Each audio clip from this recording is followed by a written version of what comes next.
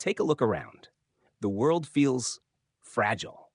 From the sudden collapse of banks to the shifting sands of global superpowers, there is a lingering sense that the ground beneath our feet is no longer solid.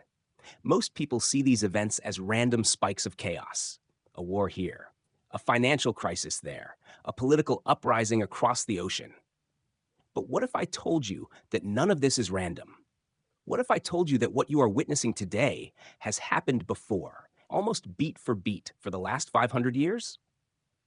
Ray Dalio, one of the most successful investors in history, spent decades studying the rise and fall of empires.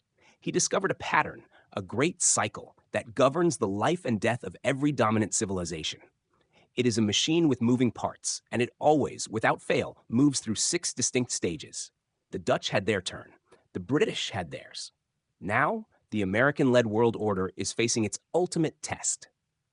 Today, we are going to deconstruct the anatomy of history. We will look at the 6 stages that define human progress and decay, and most importantly, we will prove why we have officially left the era of stability and entered the most dangerous phase of all, the final stage. This is not just history. This is your future. Welcome to the end of the cycle. Every great cycle begins in the same way, in the ashes of the old one. Stage 1 is the new order.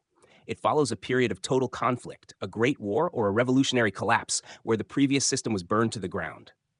Why does it start here? Because after a massive struggle, there is a clear winner and a clear loser. Think of 1945. The world was exhausted. The old powers of Europe were in ruins. From that vacuum, a new hierarchy emerged. The victors, primarily the United States, sat at the table and wrote the new rules of the game.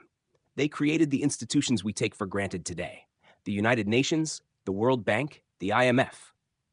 In stage 1, there is no question about who is in charge. This clarity creates a strange, quiet peace. Because the dominant power is so overwhelming, no one dares to challenge them. This is the era of nation building. The focus shifts from destruction to production. New systems of debt and currency are established, usually backed by the victor's gold. People start to believe that the new system will last forever. Prosperity isn't just a dream, it becomes the baseline. But within this very success, the seeds of the next stage are already being planted. Wealth begins to accumulate, and with wealth comes the one thing that eventually destroys every empire: complacency. Once the new order is established, we enter stage 2, the period of prosperous growth. This is often remembered as the Golden Age. Why does this happen? Because the rules are clear and the world is stable. In this stage, people stop worrying about survival and start focusing on expansion. The dominant empire invests heavily in infrastructure, education, and technology. Think of the post-World War II boom, the creation of the middle class, the space race, the birth of the internet. During this time, the empire's currency is as good as gold. Debt is low and productivity is high. Most importantly, there is a sense of collective purpose. The wealth gap is manageable because the rising tide lifts all boats. This is the era of the hard-working generation. People who remember the pain of stage 6, the previous war, are now in charge. They are frugal, disciplined, and value stability above all else. They build the wealth that the future generations will eventually take for granted. But prosperity is a double-edged sword. As we move into stage 3, the Golden Age morphs into the era of excess. The generation that lived through the war begins to die out. They are replaced by a new generation that has only known peace and rising asset prices. To them, prosperity isn't a reward for hard work, it's a birthright. This is where the debt cycle takes over. In stage 2, people borrowed money to build factories. In stage 3, people start borrowing money to buy things they can't afford. The empire begins to live beyond its means. The government starts printing money to fund overseas wars and social programs. Speculation runs rampant. We see the birth of bubbles: the dot-com bubble, the housing bubble, the crypto craze. Everyone feels rich on paper, but that wealth is built on a foundation of shifting sand.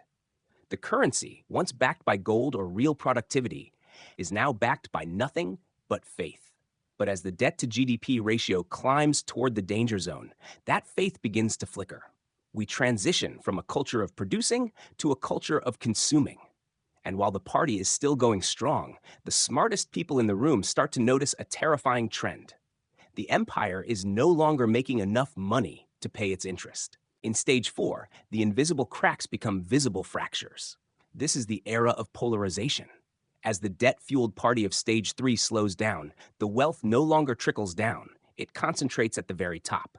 Those who own assets, stocks, real estate, gold, become fabulously wealthy, while those who work for a wage find their purchasing power eroded by inflation. The gap between the haves and the have-nots reaches a historical breaking point. But it's not just about money. It's about values. Society splits into two or more hostile camps. They no longer share the same facts, the same history, or the same vision for the future. Populism begins to rise.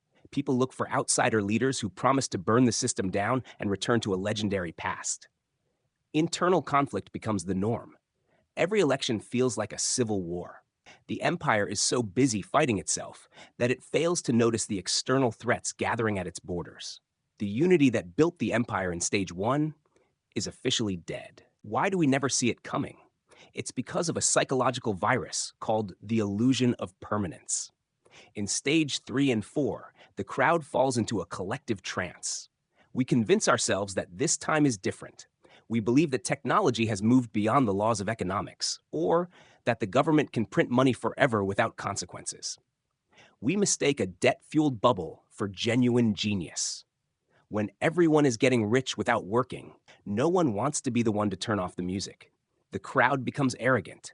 They mock the bears and the doomers who warn of the crash. But history is a cold teacher. Every time humanity thinks they have finally outsmarted the cycle, they are exactly one step away from stage 5. Then comes the moment of truth, stage 5, the financial crisis. The debt pile becomes so large that it can no longer be serviced. A catalyst, sometimes a pandemic, sometimes a failed war, or a sudden bank run, triggers a massive deleveraging. Everyone tries to get their money out at the same time, but the money isn't there. The government faces a terrifying choice. Choice A: allow a massive depression, let the banks fail, and watch the economy collapse. Choice B: print money on a scale never seen before to bail everyone out. They always choose choice B. By printing money or creating digital credit, they devalue the currency. This is a hidden tax on everyone who has savings. People lose faith in the money itself. Inflation turns into stagflation, or in extreme cases, hyperinflation. The empire's currency, the global reserve currency, begins to lose its status. Central banks around the world start dumping the empire's debt and buying gold. The financial foundation that supported the entire world order is now crumbling. The stage is set for the final act. History teaches us that no empire goes into the night quietly.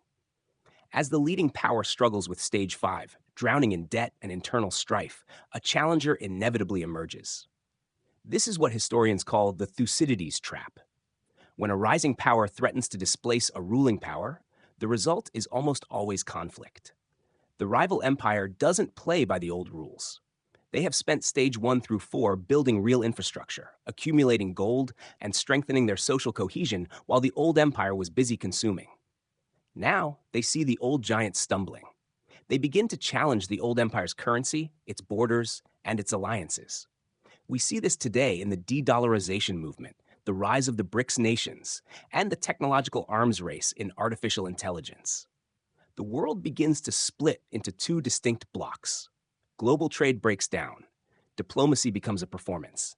The drums of war, whether economic, cyber, or kinetic, begin to beat louder. And then we reach the endgame. Stage 6, the Great Conflict. This is the most terrifying and transformative phase of the cycle. It is the big reset. The internal polarization of stage 4 and the financial ruin of stage 5 collide with the external threat of the rival. The tension becomes unbearable. Something snaps. It could be a dispute over a small island, a sudden collapse of a major global bank, or a disputed election that turns into a full-scale revolution. In stage 6, the old rules are officially discarded. Wealth is redistributed, often violently. Debts are wiped clean through default or hyperinflation. The geography of the world is literally redrawn. But here's the truth that most people miss. Stage 6 is not just about destruction. It is a creative destruction.